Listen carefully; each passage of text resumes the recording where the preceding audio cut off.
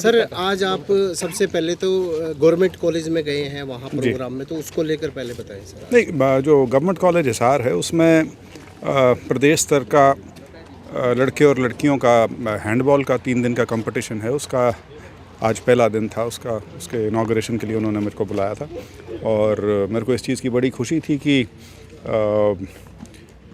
जो आंदोलन की वजह से जो कुछ कठिनाई हैं उसके बावजूद भी वहाँ 23 टीमें अलग अलग प्रदेश के हिस्सों से आई हुई थी।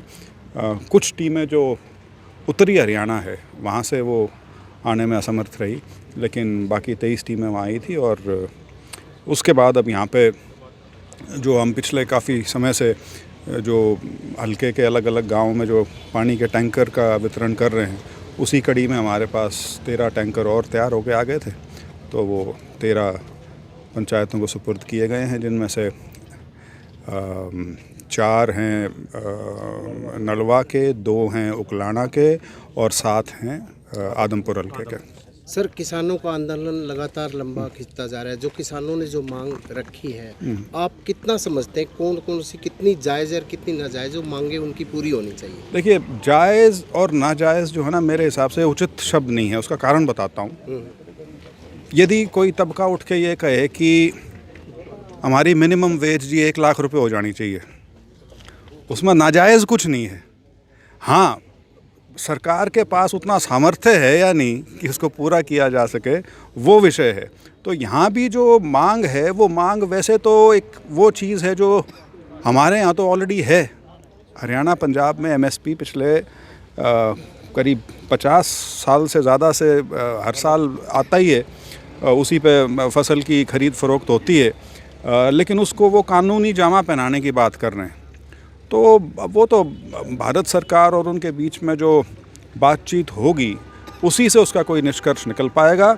मांग जायज़ है, उसमें कोई शक वाली बात नहीं है, लेकिन क्या सरकार के पास उसको लागू करने के संसाधन हैं या नहीं, प्रश्न वो है। वो सरकार को फैसला करना है। सर जैसे पहले भी जो आंदोलन हुए उसमें प्लास्टिक की गोलियों का जो इस्तेमाल नहीं हुआ था, इस बार जो प्लास्टिक की गोलियों का भी इस्तेमाल हुआ है, तो क्या कहेंगे? नहीं, देखिए, मैं प्रशासन किस चीज़ का इस्तेमाल कर रहा है, किस प्रकार का बल प्रयोग हो रहा है, मैं उस पर नहीं जाना चाहूँगा कि कौन सी पैलेट चली प्लास्टिक की थी या दूसरी थी या हवाई फायर था या क्या था, उसमें मैं नहीं जाना चाहूँगा। लेकिन इतना ज़रूर है कि कानून व्यवस्था जो है वो पूर्ण रूप से नियंत्रण में रहे। ये किसी भी सरकार का, चुनी हुई सरकार का पहला दायित्व होता है अपने लोगों के प्रति।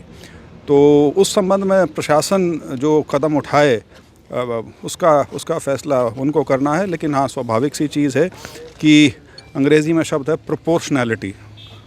प्रोपोर्शनैलिटी होनी चाहिए कि जितना खतरे का आकलन है, उस हिसाब से ही कार्रवाई जो है वो प्रशासन की तरफ से हो। और जो आपने शुरू में बात कही थी, मैं वहीं पे आऊँगा। इसको 13 तारीख से शुरू हुआ था और इस तरह के आंदोलन में दिक्कत तभी आनी शुरू होती है जब ये लंबा खिंचना शुरू हो जाए। और ये जो हिंसा का अंदेशा है, वो यदि काफ़ी बड़ी संख्या में लोग अगर किसी जगह एकत्रित रहते हैं और वो लंबे समय तक रहते हैं, तो उस प्रकार की संभावना और ज़्यादा बढ़ जाती है। तो मेरा तो अनुरोध रहेगा, जो किसान यूनियंस जो हैं, जो इस आंदोलन को लीड कर रही हैं, उनसे और सरकार से कि 4 राउंड तो बातों के हुए हैं, किसी निष्कर्ष पे नहीं पहुंच पाए, लेकिन इसको बातचीत के ज़रिए इसको सुलटाएं ताकि किसी प्रकार की कोई अप्रिय घटना ना घटे। सर जैसे लोकसभा जो चुनाव होने हैं, तो इस आंदोलन का असर क्या आगे, ऐसा नहीं लगता आंदोलन का असर उस पर पड़ेगा बीजेपी पार्टी पे? नहीं, देखिए, कोई भी चीज़ जब समाज में होती है, चाहे वो किसान आंदोलन हो या कोई और किसी प्रकार की चीज़ हो, तो उसका सीधा सीधा असर हम चुनाव से जोड़ के हमेशा नहीं देखना चाहिए।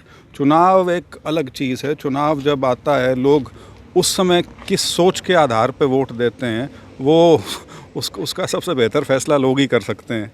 तो हाँ, लेकिन ये तो है कि कोई स्थिति यदि उत्पन्न होती है किसी भी सरकार के लिए या प्रशासन के लिए, तो उसका कहीं ना कहीं असर तो होता ही है।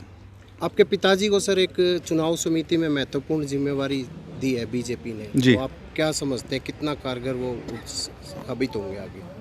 नहीं, कारगर साबित क्या, चुनाव समिति बनी है क्योंकि चुनाव आ गए हैं तो जो कैंडिडेट्स वगैरह का जो चयन अब होना है वो सारे मुद्दे जो हैं चुनाव समिति के सामने आएंगे।